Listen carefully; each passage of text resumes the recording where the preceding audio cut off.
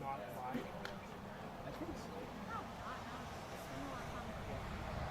I'm gonna go in the car. Real quick. What? Okay.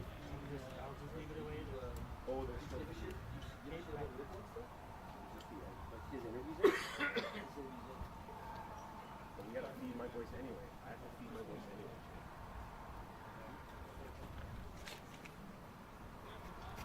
Well, I have to feed my voice to them anyway, so I should just record it later. Well, they like being So Jeff told me if they're to come us.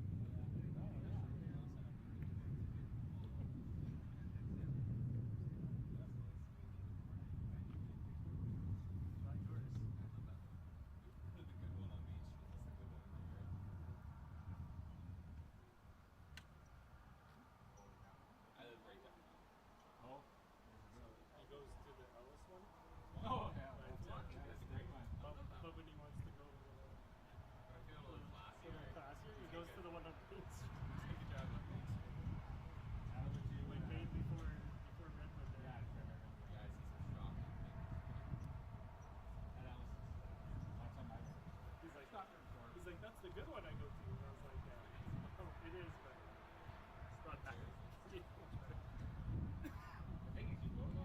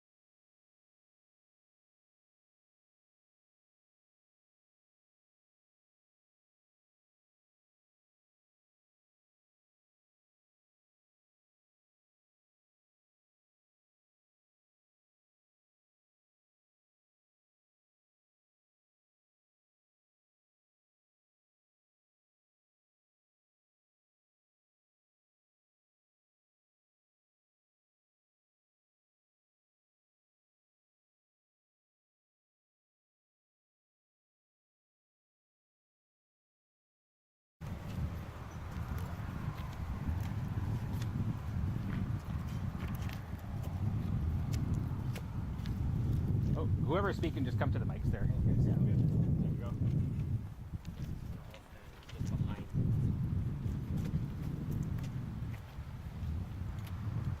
Good afternoon.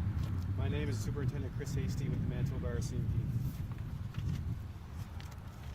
With me today is the Mayor of the RM of Alexander, Jack Brisco, and the Reeve of the RM of Lac du Bonnet, Loren Schinkel.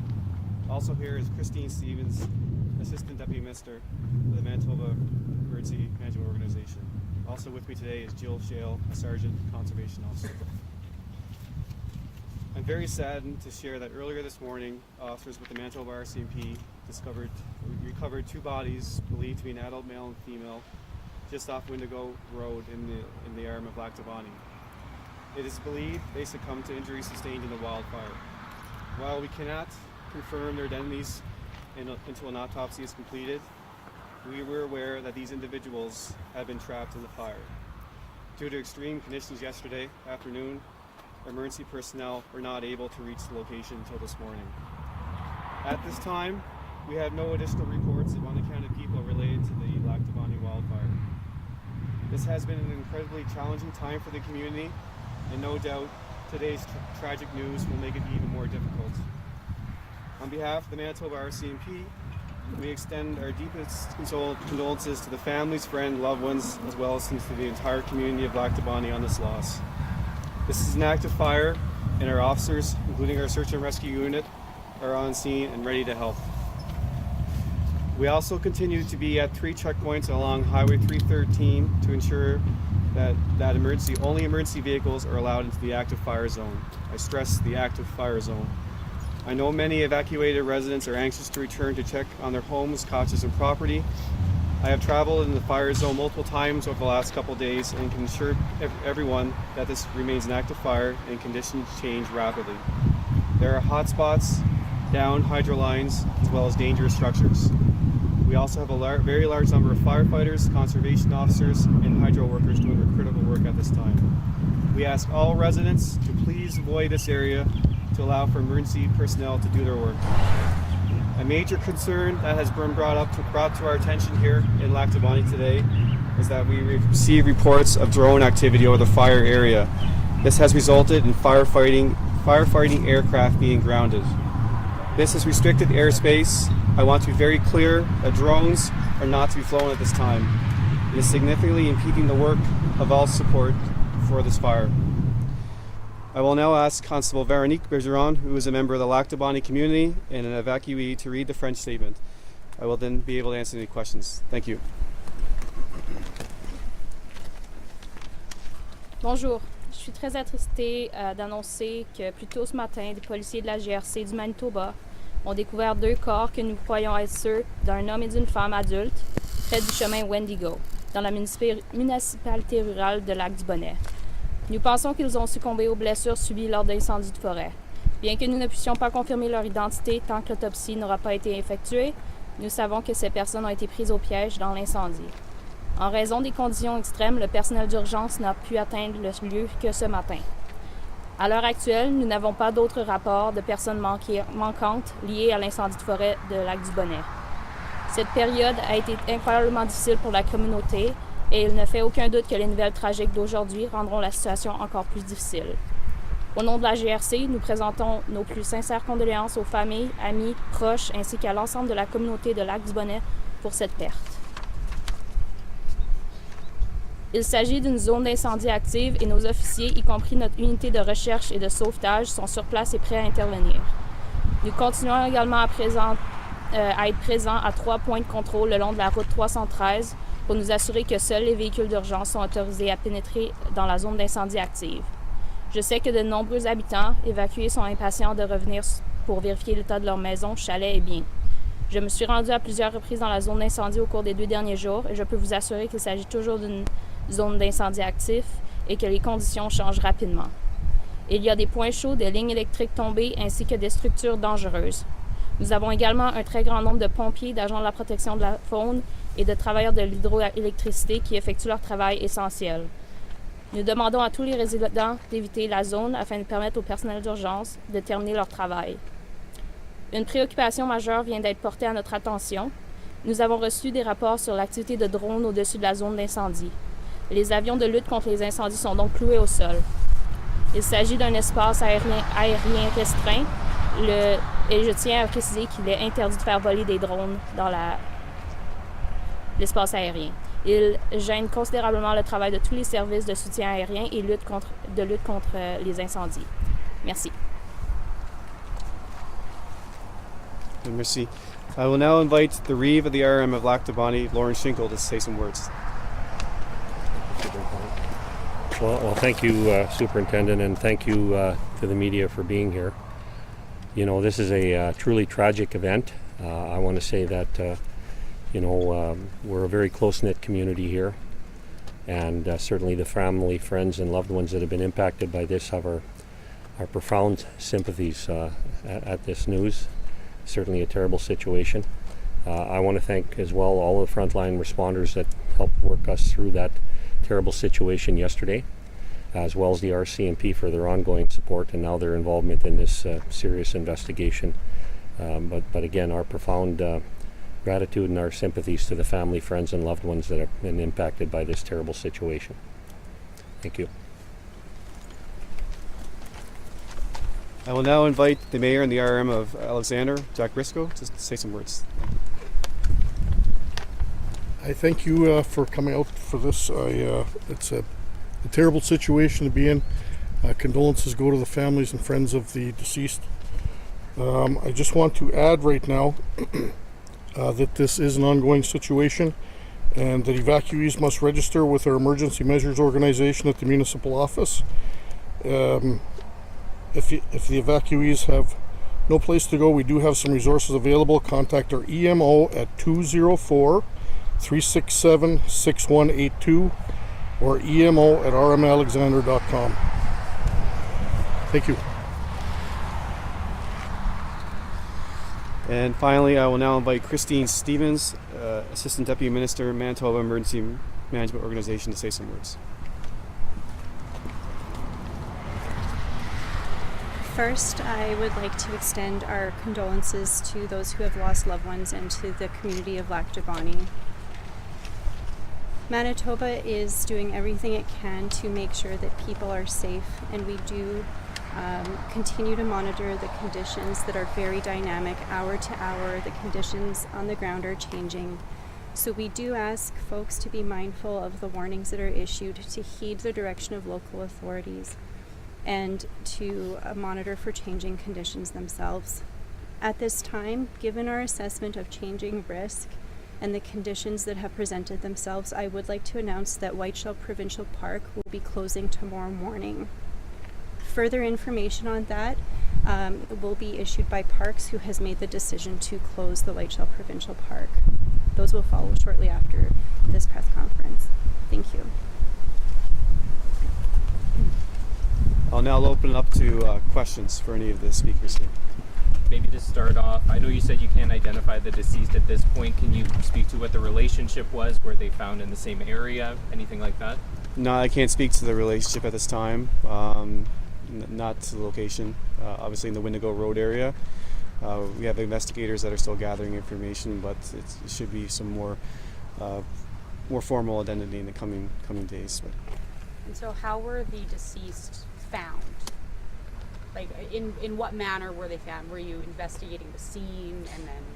No, you see, yesterday, Lac du Bonnet detachment received a report of people that were stranded by fires, and at the time, wildfire conditions were deplorable, and it did not provide any mechanism or any means for the police to access, or any first responder for that matter, to access the site. So, based on that information yesterday, we were pretty confident that the site we had to attend in person to verify that whether or not there was anybody that was left behind or able to escape. So the information provided to the detachment was pretty conclusive that we should be able to verify one way or another if someone was there. And then we went this morning, the detachment attended this morning, and we were able to confirm our worst fears. And when that was this home evacuated? Was it given an evacuation notice, and when was it? I believe that at that time there wasn't a mandatory evacuation notice for that area. and Peut-être en français, revenir un peu sur les éléments. Donc, est-ce qu'on peut affirmer que ce sont des gens décédés en raison du feu de forêt? C'est pas une autre circonstance? De ce qu'on en comprend à ce moment-ci, oui, c'était dû aux incendies. Et je reviens un peu peut-être sur les questions posées en anglais. Donc, ce sont des gens, est-ce que c'est une maison? Est-ce qu'ils étaient sur la route? Est-ce qu'on peut savoir un peu l'endroit où les corps ont été retrouvés? On peut pas donner de détails en ce moment dû à l'enquête en cours. Mais un homme, une femme décédés, probablement en lien avec les feux de forêt ici à Lac du Bonnet. Exactement. Parfait. Merci. Reeve, Schinkel, I mean, a lot of us have been here all day today. We've been seeing that this is a very tight-knit community. I mean, what impact is this going to have on the residents when they find out what has happened? Well, I think it's needless to say that the whole community will be grieving with the family. Pending the outcome of the RCMP investigation that we're going to respect in the meantime, but we are a close-knit community, and I talked earlier to the media about the volunteerism and our community pulling together. There are rumors out there, but they're just that, and we have to respect the investigation that the RCMP are doing. But certainly our thoughts and prayers are with the loved ones and the people that are going to be impacted within the community by this horrible event. A question about the provincial park closing. Is that in reaction to these two deaths, or is that just as part of trying to contain the fire? Is there any relation between one and the other? No, they're not related necessarily. Our focus is on continuously assessing the situation on the ground and assessing for risk, and this is in response to risk that we've identified. Maybe for the province, what can we say about the fire right now? The website says around 4,008 hectares. Is it still the same thing you have? And where is it exactly located? Can we have a maybe more precise area? The situation is so dynamic. We have established a briefing to occur tomorrow morning with some more technical updates at that time. In Winnipeg or here? In Winnipeg. Thank you, everyone. Merci. Thank you. Thank you so much for all of this. select your community.